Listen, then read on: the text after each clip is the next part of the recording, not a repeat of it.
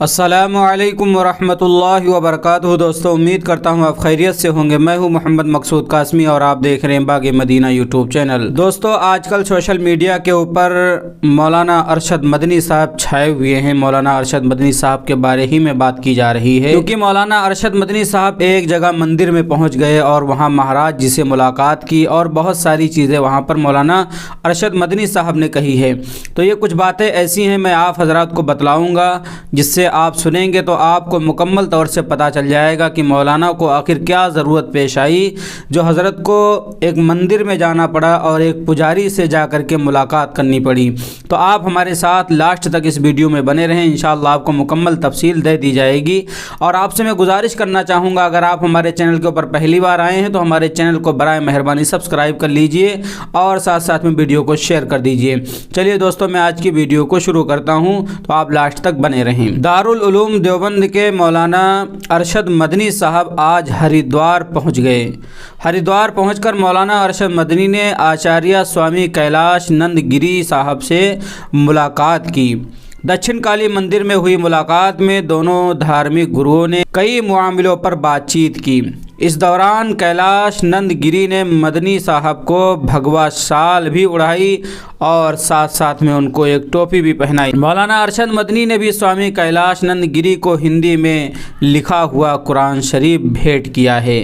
जबरन धर्म परिवर्तन मामले पर बोलते हुए मौलाना अरशद मदनी साहब ने कहा, यह गलत है। उन्होंने कहा, अपनी मर्जी से कोई किसी भी मज़हब में जा सकता है, अपना सकता है। अरशद मदनी साहब ने देशवासियों को अमन और एकजुटता का संदेश दिया। आचार्य स्वामी कैलाश नंद गिरी ने कहा, मौलाना अरशद मदनी के साथ कई मामलों के ऊपर बातचीत हुई है। उसके बाद मौलाना अरशद मदनी साहब ने वहीं पर प्रेस कॉन्फ्रेंस की और प्रेस कॉन्फ्रेंस के ज़रिए उन्होंने बतलाया कि हमारी बात स्वामी जी से इसी चीज़ के बारे में हुई है कि हुकूमतें जो हैं, पार्टियां हैं, वो हिंदू और मुसलमान को अलग करना चाहती हैं अपने मफाद के लिए। हम लोग धर्म गुरु हैं और सारे हिंदुस्तानी एक ही हैं, सबकी रगों में एक ही खून है, सबकी शक्लें एक हैं, सबकी भाषा और सबकी ज़ुबान एक है। फिर ये तफरीक आखिर क्यों नज़र आती है, आपस में नफ़रत क्यों है? तो मैंने उनसे, आचार्य जी से, इसी विषय के ऊपर बात की है कि आप लोगों को ये संदेश पहुंचाएं कि हर चीज़ से उठ करके आगे आपस में मोहब्बत, भाईचारगी को लाया जाए, आपस की जो नफ़रतें हैं उनको ख़त्म किया जाए और मुआशरे के अंदर एक बेहतरीन तरीके से जीने का सलीका सिखलाया जाए। तो यही चंद बातें थी जो मैंने आपको मुख्तसर तौर से बतलाई। बातें तो बहुत सारी हुई हैं। तो मौलाना अरशद मदनी साहब वहाँ पर पहुँचते हैं और स्वामी आचार्य साहब को एक कुरान भी हिंदी में लिखा हुआ, उसका तर्जुमा वगैरह भी हिंदी में है, उसको भेंट करते हैं, उनको हदिया करते हैं।